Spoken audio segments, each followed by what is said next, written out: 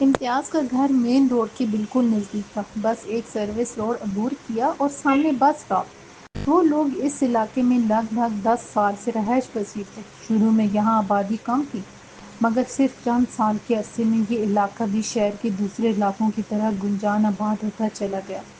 یہاں ایک طرف تنخواہ دار طبقہ تھا، جنہوں نے محنت کی کمائی سے کمیٹیاں ڈال کر اس ہاؤسنگ سوسائٹی میں گھر بک کروائے تھے، اور دوسری طرف قبضہ مافیا، جو کرکوٹ دیوار میں بڑی رٹائی سے کچی آبادیاں قائم کر کے ناجائز تجاوزات کا سیلاب لے آیا تھا۔ روزانہ کی طرح آج بھی جب امتیاز گھر سے نکلا تو اس نے اپنے 12 سالہ بیٹے فراز کا ہاتھ مضبوطی سے تھام رکھا تھا۔ سروس روڈ پار کرتے ہی دونوں مرکزی شاہراہ پر آ گئے۔ اس 100 فٹ چوڑی پر ہجوم سڑک کے دونوں طرف پتریاداروں داروں نے کشادہ سڑک گھیر کر فٹ پاتھ کے بڑے حصے کو بھی اپنی لپیٹ میں لے لیا تھا، جس کے باعث پیدل چلنے والے راہگیروں کے لیے برائے نام جگہ باقی بچی تھی۔ ناجائز تجاوزات کے نتیجے میں آئے دن یہاں ٹریفک جام اور حادثات معمول بن چکے تھے۔ بدقسمتی سے شہر بھر کی سڑکوں پر فٹ پاتھ غائب ہوتے جا رہے ہیں۔ اوپر سے گنجان آبادیوں کے بیچوں بیچ سگنل فری کوریڈور بن جانے سے تیز رفتار گاڑیوں کے درمیان سڑک عبور کرنا بھی جان جوخم کا کام بن چکا ہے۔ یہاں سے تقریباً آدھا کلومیٹر دور موجود پیڈسٹرین برج عبور کر کے سڑک پار کرنا ان باپ بیٹے کا روزمرہ کا معمول تھا۔ وہ دونوں بڑی احتیاط سے فٹ پاتھ پر جگہ بناتے اپنا سفر طے کر ہی لیتے تھے۔ فراز ایک خصوصی بچہ تھا، جسے ہفتے میں 5 دن باقاعدگی کے ساتھ خصوصی بچوں کے بحالی صحت مرکز لے جانا پڑتا تھا، جہاں علاج سے فراز کی صحت میں بہتری کے نمایاں آثار نظر آنا شروع ہو گئے تھے۔ امتیاز ایک فیکٹری میں سپروائزر تھا۔ اس کی شریک حیات ہما ایک اسکول میں کمپیوٹر سائنس کی معلمہ تھیں۔ دونوں میاں بیوی کے کل تعینات ان کا اکلوتا بیٹا فراز تھا۔ پیدائش سے قبل کچھ میڈیکل پیچیدگیوں کے باعث فراز کی دماغی صلاحیت اور جسمانی افزائش عام بچوں کی طرح متوازن نہیں تھی۔ وہ خصوصی بچہ تھا، مگر ڈاکٹروں کے مطابق وقت گزرنے کے ساتھ توجہ اور علاج سے اس کی جسمانی اور دماغی حالت بہتر ہونے کے امکانات موجود تھے، مگر یہ ایک محنت طلب معاملہ تھا۔ 5 سال کی عمر میں فراز نے 2 سالہ بچے کی طرح اٹک اٹک کر بولنا شروع کیا تو اس کو خصوصی بچوں کے اسکول میں داخلہ مل گیا، جہاں اسپیچ تھراپی اور مخصوص طریقۂ تعلیم کی بدولت وہ لکھنا پڑھنا اور حروف کی پہچان سیکھ رہا تھا۔ امتیاز صبح نوکری پر جاتے ہوئے بیٹے کو اسکول چھوڑ دیا کرتا اور ہما اسکول سے واپسی پر اس کو ساتھ لے آتی۔ گھر کے کام کاج سے فارغ ہو کر اس کا سارا وقت فراز کی دیکھ بھال میں گزر جاتا۔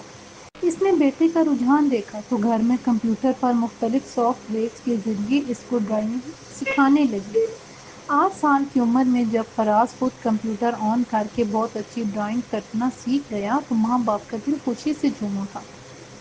اگلی دفعہ جب فراز کا طبی معائنہ ہوا تو ڈاکٹروں کو اس کی دماغی صحت میں بہتری کے نمایاں اثرات نظر آئے۔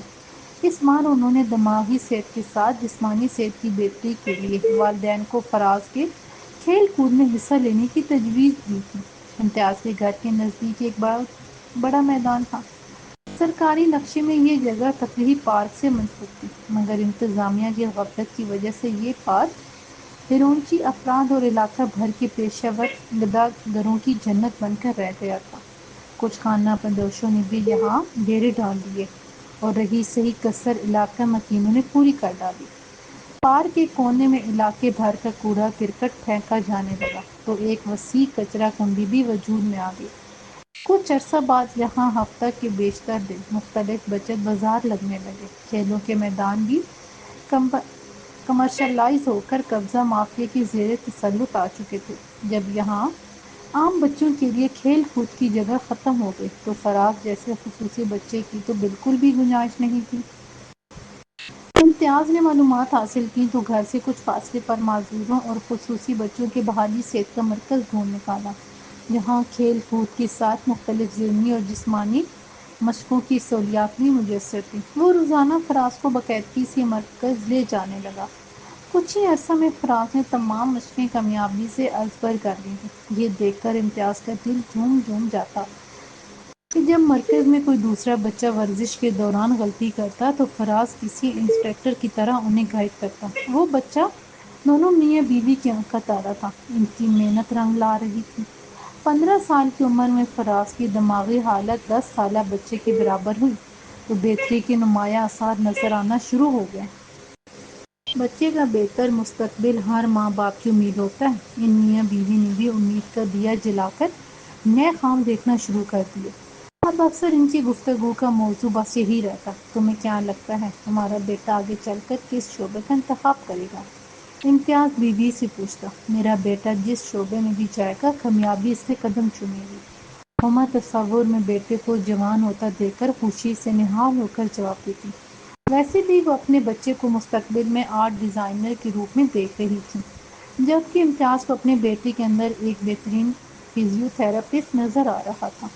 سب کچھ درست سمت میں آگے بڑھ رہا تھا کہ ایک مشکل آن پڑی۔ امتیاز جس ٹیکسٹائل مل میں سپروائزر تھا، شہر سے دور انڈسٹریل فری زون میں اس کی ایک نئی شاخ کا افتتاح ہوا تو تجربہ کار سٹاف کی ٹیم تشکیل دے کر کچھ عرصہ کے لیے ان کو وہاں ٹرانسفر کر دیا گیا۔ اس ٹیم میں امتیاز کا نام بھی شامل تھا۔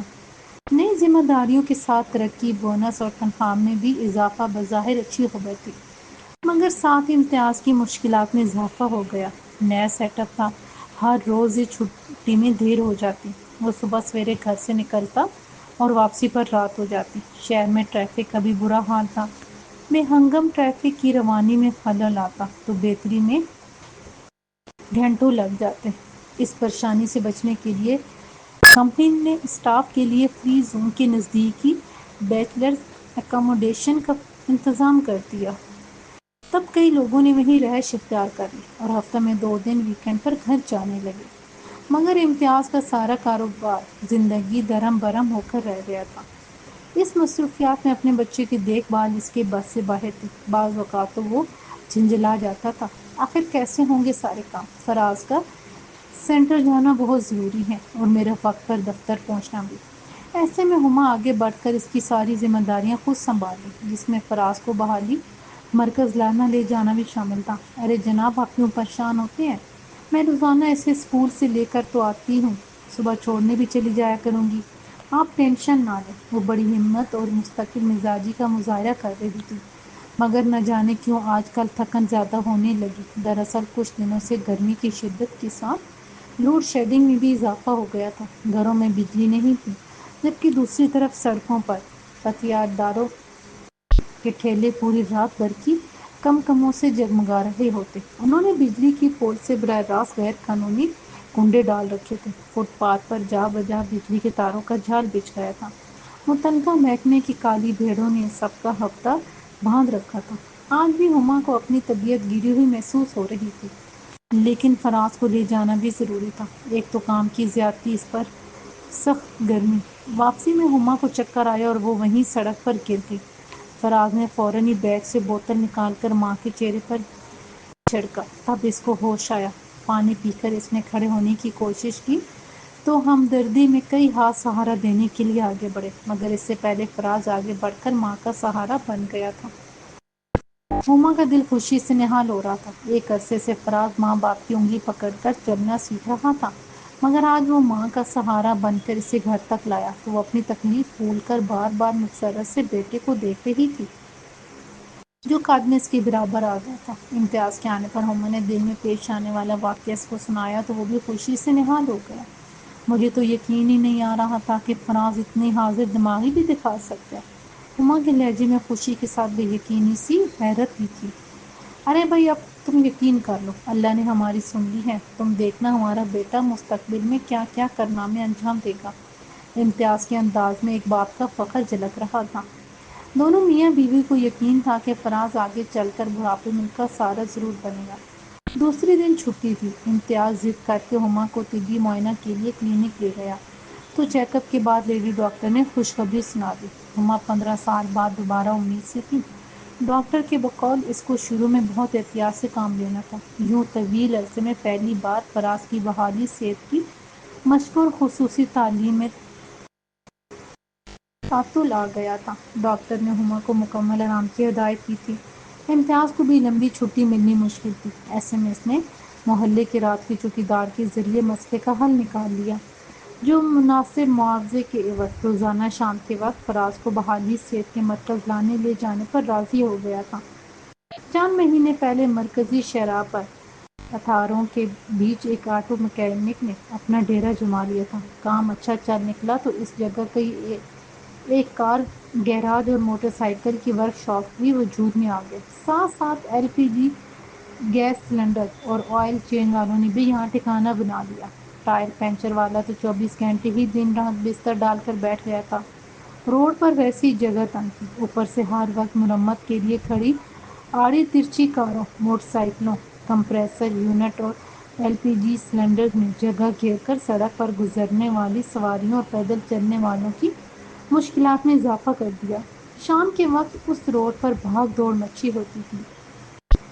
اس دن بھی مستری کے پاس کام سیکھنے والے چند نوعمر شاگرد سڑک کے بیچوں بیچ مرمت کے لیے لائی گئی کسی کار کو دھکا لگا کر سڑک کنارے ورک شاپ میں ایک طرف لگانے لگے تو اس شاہراہ پر ذرا دیر کے لیے راستہ جام ہو گیا۔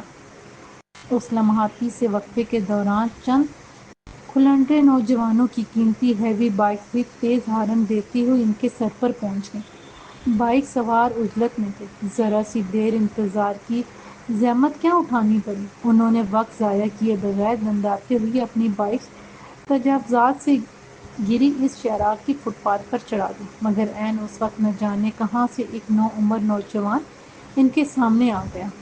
فراز نے والدین کے بغیر گھر سے باہر قدم نکالا تو اس میں خود اعتمادی جھلکنے لگی۔ چوکیدار بھی کچھ مطمئن سا ہو گیا تھا۔ بحالی سینٹر آتے جاتے اب وہ اکثر راستے میں فراز کا ہاتھ چھوڑ دیتا تھا۔ آج شام وہ دونوں نکلے تو چوکیدار کو اپنے موبائل میں بیلنس ڈالنا یاد آ گیا۔ اس شاہراہ پر راستے میں ایک ہی موبائل فرنچائز نے فٹ پاتھ کنارے اپنا موبائل کاؤنٹر کھول رکھا تھا۔ چوکیدار بیلنس ڈلوانے کے لیے ذرا سی دیر کے لیے وہاں رکا اور فراز کا ہاتھ چھوڑ دیا۔ عین اسی وقت فٹ پاتھ پر ہیوی موٹر بائک تیز ہارن دیتی ہوئی اچانک اس کے سر پر آ گئی۔ ایک کے پیچھے ایک تیز رفتار بائک سے فراز کا تصادم ناگزیر تھا۔ وہ بکھلا کر بائک سے بچنے کے لیے تیزی سے پیچھے ہٹا تو بدقسمتی راستہ روکے کھڑی تھی۔ بائک کی ٹکر سے بچنے والا فراز فٹ پاتھ پر بکھرے بجلی کے تاروں سے الجھ کر اپنا توازن برقرار نہ رکھ پایا اور لڑکھڑاتے قدموں سے راستے میں پڑے درجن بھر LPG سلنڈروں سے جا ٹکرایا۔ 50 kg والے قد آدم بھاری بھرکم سلنڈرز کے اوپر مزید 25 kg کے سلنڈرز رکھ کر بے ہنگم مینار کھڑا کر دیا گیا تھا۔ وہ بے ترتیب سلنڈر فراز کو لے کر دھڑام سے نیچے گرے تو سروس روڈ پر شور مچ گیا۔ فراز بیچارہ ان کے نیچے دبا ہوا بری طرح تڑپ رہا تھا۔ اس کی گردن اور سر پر گہری چوٹ لگی تھی۔ اس کا جسم تڑپتے ہوئے بری طرح تھرتھرا رہا تھا۔ آس پاس کے مکینک اور پتھیارداروں نے مل کر سلنڈر ہٹانے کی کوشش کی تو ان کو زوردار جھٹکا لگا۔ دراصل کمپریسر یونٹ کو بجلی فراہم کرنے والی برقی تار میں ایک جوائنٹ تھا۔ فراز تار سے الجھ کر گرا تو جوائنٹ پر لگا ٹیپ ادھر کر نکل گیا۔ فراز اس تار کے اوپر گرا ہوا تھا۔ یوں ایک طرف سلنڈر سے لگنے والی شدید چوٹ اور دوسری طرف 220 وولٹ بجلی کے جھٹکے۔ فراز کا بدن بری طرح تھرتھرا رہا تھا۔ کسی کی سمجھ میں نہیں آیا کہ کیا کرے۔ بجلی کا یہ غیر قانونی کنیکشن ڈائریکٹ پول سے لیا گیا تھا۔ کہتے ہیں کہ حادثے ایک دم رونما نہیں ہوتے، ہم سب مل کر اس غفلت کی برسوں سے پرورش کر رہے ہوتے ہیں۔ ایک معصوم نوجوان جس نے ابھی ٹھیک سے دنیا بھی نہیں دیکھی تھی، وہ اس غفلت کی بھینٹ چڑھا لاچارگی کے عالم میں تڑپتا رہا تھا۔ اتنے میں کوئی عقل مند ایک لکڑی ڈھونڈ لایا اور تار کھینچ کر ہٹانے کی کوشش کرنے لگا۔ زبردستی کے کام کا انجام اچھا نہیں ہوتا۔ اس کھینچ تان میں تار اپنے جوائنٹ سے ٹوٹ کر دو حصوں میں منقسم ہو گیا۔ ایک اصول ہے، اگر حرارت، آکسیجن اور ایندھن ایک جگہ اکٹھا ہو جائیں تو یہ تکون دھماکے کا باعث بن جاتی ہے۔ جو سلنڈرز نیچے گرے تھے ان میں سے ایک کا ریگولیٹر لیک تھا۔ اس میں سے مزید پریشر کے ساتھ گیس لیک ہونے لگی۔ کھینچ تان میں بجلی کا تار ٹوٹ کر آپس میں ملا تو شارٹ سرکٹ سے پیدا ہونے والی چنگاری اور گیس کے اتصال سے ایک خوفناک دھماکہ ہوا اور ہوا میں اڑنے والے دیہاتی سلنڈر کے ٹکڑوں کے ساتھ ایک ماں کے خواب اور باپ کے ارمانوں کے بھی ٹکڑے ہو گئے۔ دھماکے کی آواز دور تک سنی گئی۔ تو ایک ماں کا دل بھی دہل گیا۔ مین روڈ پر آگ اور دھوئیں کے علاوہ کچھ نظر نہیں آ رہا تھا۔ حادثے کی جگہ زخمیوں کی چیخو پکار اور دل دہلا دینے والی ہاہاکار مچی ہوئی تھی۔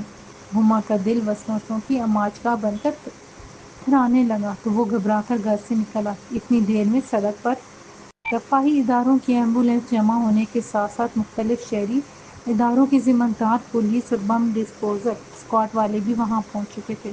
ایسا پہلے بھی کئی بار ہو چکا تھا کہ ایک دھماکے کے بعد دوسرا دھماکہ مزید لوگوں کی جان لے جاتا، لہٰذا حادثے کی جگہ کو کارڈن آف کر دیا گیا۔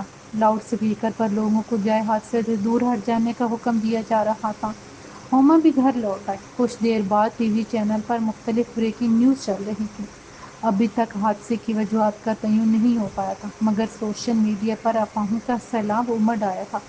کچھ ٹی وی چینل ایک دوسرے پر سبقت لے جانے کی دوڑ میں سب سے پہلے یہ اہم خبر بریک کرنے کا دعویٰ کر رہے تھے، تو کہیں دہشت گردی کا خدشہ ظاہر کرتے ہوئے یہ خیال کیا جا رہا تھا کہ وہ کسی دہشت گرد کی لاش ہے۔ دھماکے کے شدید زخمیوں کے ساتھ ایک نوجوان کی بے شناخت لاش کی باقیات کو رفاہی ادارے کی ایمبولینس میں پوسٹ مارٹم کے لیے لے جایا گیا۔ ان کی دنیا اندھیر ہو چکی تھی۔ کئی مہینے تو اس الزام سے بری ہونے میں لگ گئے کہ فراز کوئی دہشت گرد نہیں بلکہ ایک مخصوص خصوصی بچہ تھا، جو ماں باپ کی 15 سال کی جدوجہد کے نتیجے میں ملک کا کارآمد شہری بننے والا تھا، مگر اس سے پہلے ہی اس اندوہناک ثانیہ نے اس کی جان لے لی۔ وہ ماں باپ اپنے بے گناہ بچے کے اوپر اس الزام کی چھاپ مٹانے کی تگ و دو میں مسلسل دھکے کھا رہے تھے۔ اس ملک کے پوشیدہ طرز قانون میں اکثر بے گناہوں کو انصاف کی فراہمی بھی اتنی تاخیر ہو جاتی ہے کہ مظلومین کے گلے میں پڑا الزامات کا پھندا تنگ ہو کر ان بیچاروں کی جان تک لے چکا ہوتا ہے، اور کئی مقدمات میں بریت کا فیصلہ سائلین کی قبروں پر سنایا جا رہا ہوتا ہے۔ ایسے قانون کو اگر فٹ پاتھ کا قانون کہا جائے تو بلا شبہ غلط نہ ہوگا۔ ہما کے دل و دماغ پر اس ثانیہ کا ایسا شدید اثر ہوا کہ وہ ٹوٹ پھوٹ کر رہ گئی۔ اس حادثے کا المناک پہلو یہ بھی تھا کہ برسوں بعد آنے والی خوشخبری اس وقت دکھ میں بدل گئی جب قبل از وقت پیدائش میں امتیاز کا بچہ بچ نہیں پایا۔ گزشتہ کئی مہینوں کی رلا دینے والی طویل جدوجہد کے بعد بالآخر وہ دن آ گیا جب عدالت نے اس مشہور کیس میں دہشت گردی کی دفعہ ختم کر کے فراز کو بے گناہ قرار دیا تھا۔ آپ کا بیٹا بے گناہ ثابت ہو گیا، اب آپ کیا چاہتے ہیں؟ ایک رپورٹر نے سوال کیا۔ ہمارا بیٹا تو بے گناہ ثابت ہو گیا، مگر کیا اس کو انصاف مل گیا؟ کیا وہ واپس اس دنیا میں آ سکتا ہے؟ دونوں میاں بیوی کی زبان پر دکھ بھرا سوال تھا، مگر کسی کے پاس اس سوال کا جواب نہیں تھا۔ مگر ٹی وی چینل کو انٹرویو دیتے ہوئے انہوں نے ایک نئے عزم کے ساتھ سڑک پر حادثے کا سبب بننے والی تمام ناجائز تجاوزات کے ذمہ داران کے خلاف کیس دائر کرنے کا اعلان کر دیا تھا۔ ان کے بقول فٹ پاتھ پیدل چلنے والوں کے لیے اور سڑک صرف سواریوں کے لیے مخصوص ہوتی ہے۔ وہ تمام لوگ جنہوں نے سڑک اور فٹ پاتھ پر کاروبار کی آڑ میں قبضہ جمایا تھا، فراز کی موت کے ذمہ دار تھے۔ دہشت گردی کی عدالت سے نکل کر امتیاز اور ہما کی مدیت میں فراز کا کیس عام عدالت میں پیش ہوتے ہوئے یہ مہینے گزر گئے۔ جج تعریف پر تعریف دیے چلا جا رہا تھا۔ نہ جانے یہ کیسی ستم ظریفی تھی کہ پہلے اپنی بے گناہی ثابت کرنے کے لیے وہ طویل عرصے تک انصاف کا دروازہ کھٹکھٹاتے رہے، اور اب حادثے کے ذمہ داروں کے خلاف عدالتوں کے چکر لگاتے ان کے جوتے گھس چکے تھے۔ کیا ہم ہار مان لیں؟ وہ روزانہ خود سے ایک سوال کرتے، مگر اگلے دن پھر سے ایک نئی امنگ کے ساتھ اٹھ کھڑے ہوتے۔ ایسے میں ایک دن ایک ریسرچ چینل نے شہر کی سڑکوں پر آئے دن حادثات میں شہریوں کی ہلاکت اور معذور افراد کے اعداد و شمار میں شربہ اضافے پر ایک ڈاکومنٹری تیار کی، اور ساتھ ہی فراز کی اندوہناک موت کی مفصل رپورٹ بھی اس میں شامل کر لی۔ شہر میں ناجائز تجاوزات کا بے قابو جن بے گناہ شہریوں کی جان لے رہا تھا، یہ اژدہا کئی جانیں نگل چکا تھا۔ رپورٹ کے آخر میں ہما اور امتیاز روتے ہوئے اپنے معصوم بیٹے کی تصویر ہاتھ میں لیے ارباب اقتدار سے اپیل کر رہے تھے کہ شہر کے فٹ پاتھ اور سڑکوں کو تجاوزات مافیا کے تسلط سے آزاد کروایا جائے، تاکہ پھر کسی کے جگر کا ٹکڑا حادثے کا شکار نہ بنے۔ یہ سوشل میڈیا کی چمک دمک کا زمانہ تھا۔ ان کا یہ درد بھرا انٹرویو دیکھتے ہی دیکھتے وائرل ہو گیا، اور دونوں میاں بیوی کو انصاف دلوانے کے لیے ہر طرف سے آواز سنائی دینے لگی۔ روزانہ نت نئے یوٹیوبر موبائل کیمرہ لیے دونوں میاں بیوی کے پاس انٹرویو کے لیے آ دمکتے۔ ہماری عوام کا آپس میں اتفاق رائے یکساں نہیں رہتا۔ اس مدعے پر ایک نئی بحث چھڑ گئی۔ ایک جماعت کا کہنا تھا کہ سڑکوں پر لوگوں سے روزگار چھین لیا جائے گا تو بے روزگاری، چوری اور لوٹ مار کی وارداتوں میں اضافہ ہو جائے گا۔ دوسری جماعت کا کہنا تھا کہ کسی کو بھی حق حاصل نہیں کہ سڑکیں گھیر کر کاروبار کیا جائے، جس سے ٹریفک کی روانی میں خلل یا حادثات میں قیمتی جانوں کے نقصان کا خطرہ موجود ہو۔ سرکار ان افراد کو متبادل جگہ فراہم کرے۔ یہ کیس عدالت میں ایک بار پھر چلا، مگر لمبا عرصہ گزر جانے کے باوجود انجام تک نہ پہنچا۔ جب یہ اونٹ کسی کروٹ نہیں بیٹھ سکا تو تنگ آ کر امتیاز نے احتساب عدالت میں اپنا کیس دائر کر دیا۔ کہتے ہیں خدا کے ہاں دیر ہے اندھیری۔ ایک در بند ہوتا ہے تو اللہ دوسرا در کھول دیتا ہے۔ بے شک انصاف کے راستے میں روڑے اٹکانے والے جگہ جگہ کھڑے ہوں، مگر ایسا بھی نہیں تھا کہ بالکل ہی اندھیر مچی تھی۔ فراز کیس میں احتساب عدالت نے فریقین کو طلب کر لیا تو دونوں میاں بیوی کو یوں لگا کہ شاید احتساب عدالت ہی وہ در تھا جہاں سے گزر کر ان کو انصاف ملنے والا تھا۔ تم دیکھنا ایک دن انصاف کا بول بالا ہوگا، ہمارے بچے کو انصاف ضرور ملے گا، امتیاز عزم سے اپنی بات دہراتا۔ انشاءاللہ۔ ممتا کی ماری دکھیاری ماں دعا کے لیے ہاتھ اٹھا دیتی۔ جرات شروع ہوئی تو امتیاز نے اپنا پرانا موقف دہرایا۔ اس کے وکیل نے جج کے سامنے روڈ سیفٹی ایکٹ کے آرڈیننس کی نقول پیش کی۔ اس قانون کی روح سے سڑکوں پر غیر قانونی تجاوزات قائم کرنا اور فٹ پاتھ گھیر کر کسی بھی قسم کا کاروبار کرنا قابل تعزیر جرم تھا۔ عدالت نے اس مقدمے کے مرکزی ملزمان میں ایل پی جی گیس فروشوں کو بھی نامزد کیا تھا۔ یہ شخص بعد ازاں اس حادثے میں زخموں کی تاب نہ لاتے ہوئے چل بسا تھا۔ دوسرا مرکزی ملزم ٹائر پنچر والا تھا، جس نے ایئر کمپریسر مشین کے لیے براہ راست کنڈے سے بجلی کا غیر قانونی کنیکشن لیا تھا۔ وہ شخص آج عدالت میں پیشی کے وقت غیر حاضر تھا۔ وکیل سپاہی کے بقول اس کی وجہ شدید علالت ظاہر کی گئی تھی۔ حادثے کے عینی شاہدین میں ایک اہم گواہ امتیاز کے محلے کا چوکیدار تھا، جو اس حادثے میں معذور ہونے کے بعد ابتدائی طور پر ویڈیو بیان ریکارڈ کروا کر اپنے آبائی علاقے واپس جا چکا تھا۔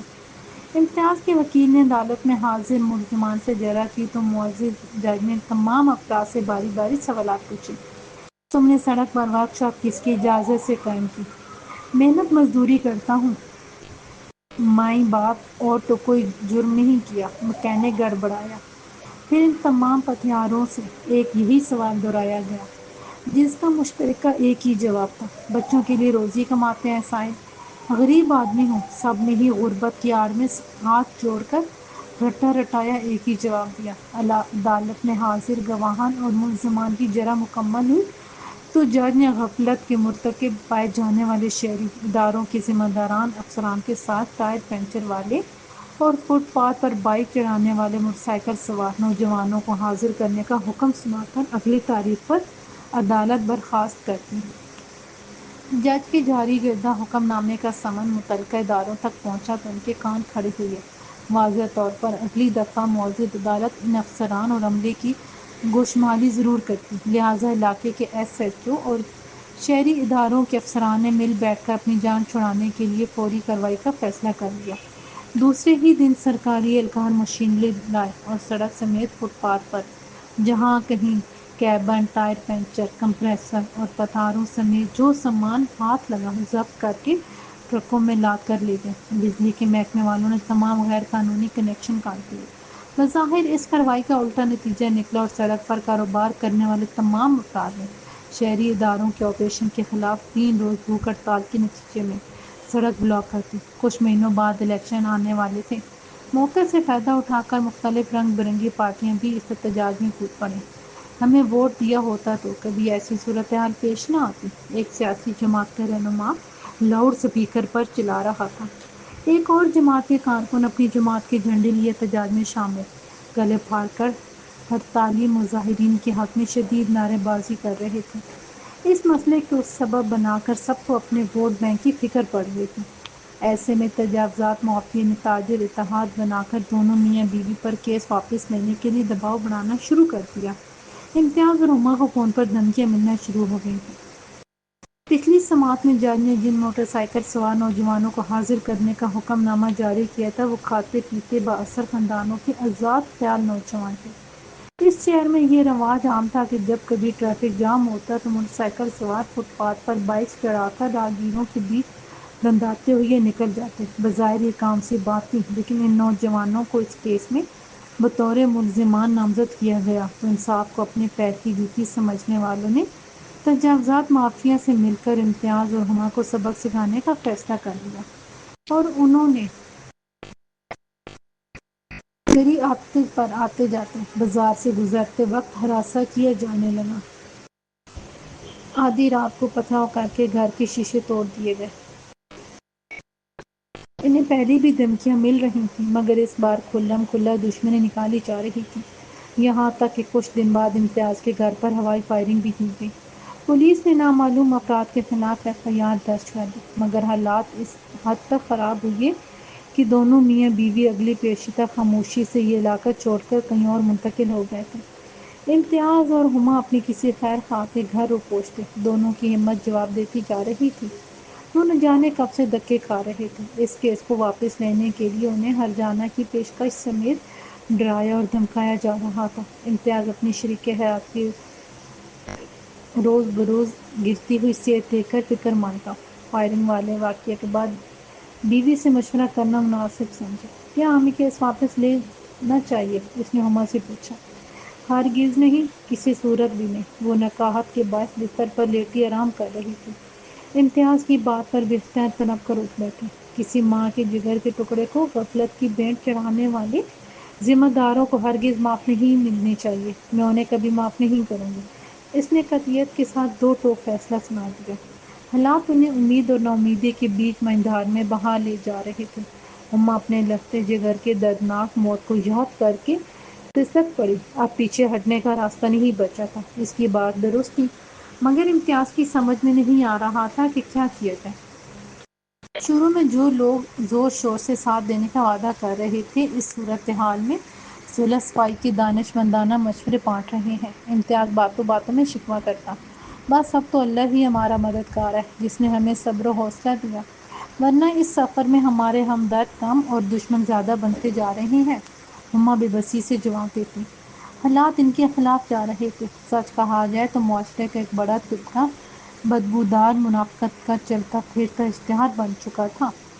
کسی نے سچ کہا کہ ہم لوگ تماش بین بن کر ہر مسئلے کا تماشا لگانے کے عادی بن چکے ہیں۔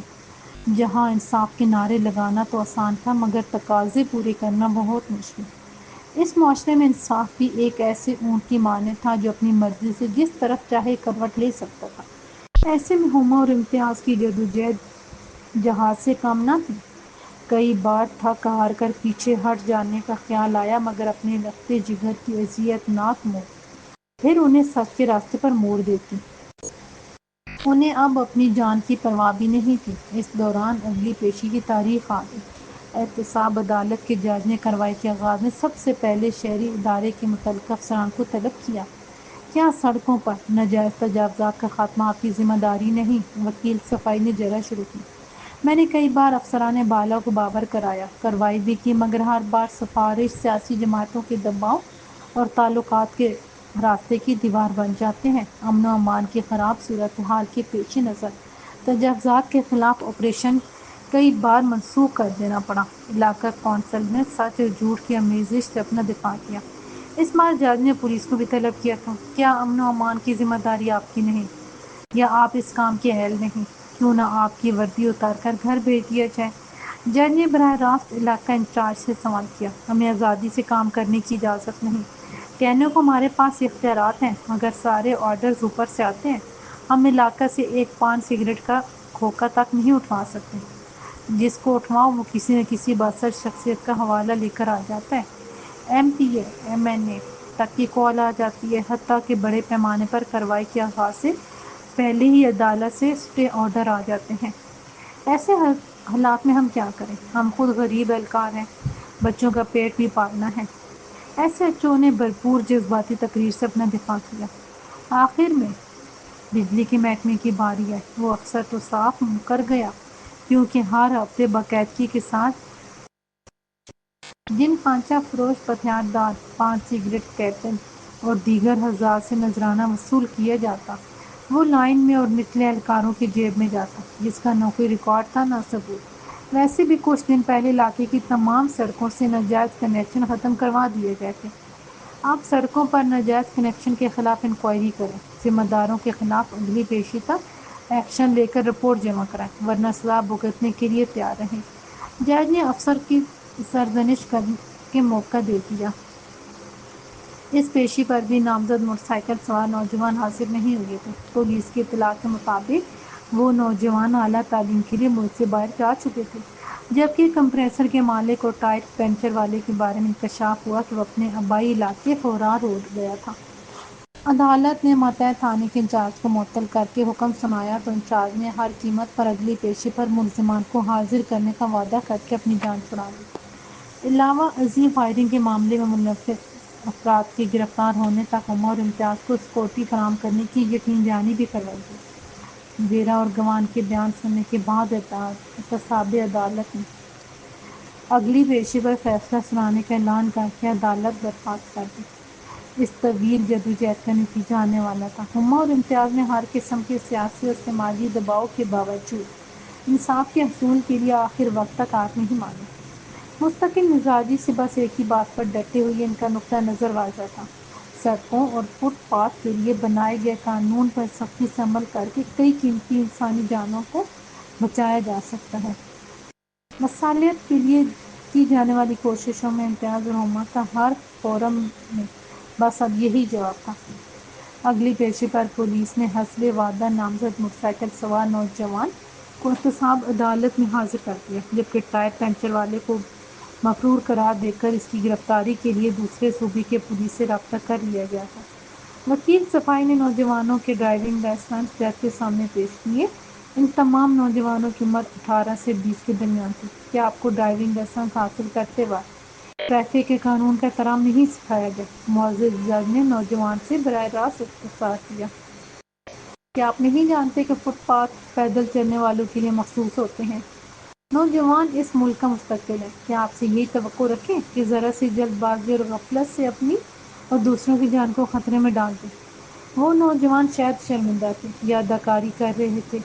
انہوں نے جواب دینے کی بجائے سر جھکانا مناسب سمجھا۔ ان کے وکیل نے پہلے ہی انہیں سب سکھا پڑھا کر سمجھا دیا تھا۔ وہ نوجوان ابھی کم عمر تھے۔ پچھلے کئی مہینوں سے ان کے بااثر والدین پولیس کو اچھا خاصا ہرجانہ ادا کر چکے تھے۔ اس دفعہ تو خود ان اہلکاروں کی وردی اترنے کی نوبت آ چکی تھی، اس لیے کوئی رشوت کام نہیں آئی اور انہیں حاضری دینی ہی پڑی۔ کسی نے سچ کہا ہے کہ پولیس کی دوستی اچھی نہ دشمنی۔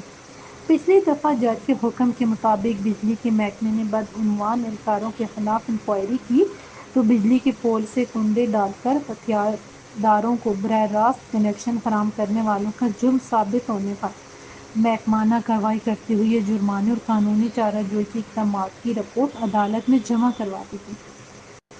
ہما اور امتیاز کے گھر پر ہوائی فائرنگ کرنے والے کچھ مشتبہ افراد کو پولیس نے گرفتار کر لیا تھا۔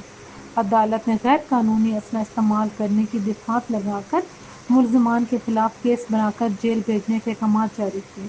اس کیس کی سماعت مکمل ہوئی تو وقفے کے کچھ دیر بعد عدالت نے فیصلہ سنانے کا اعلان کر دیا۔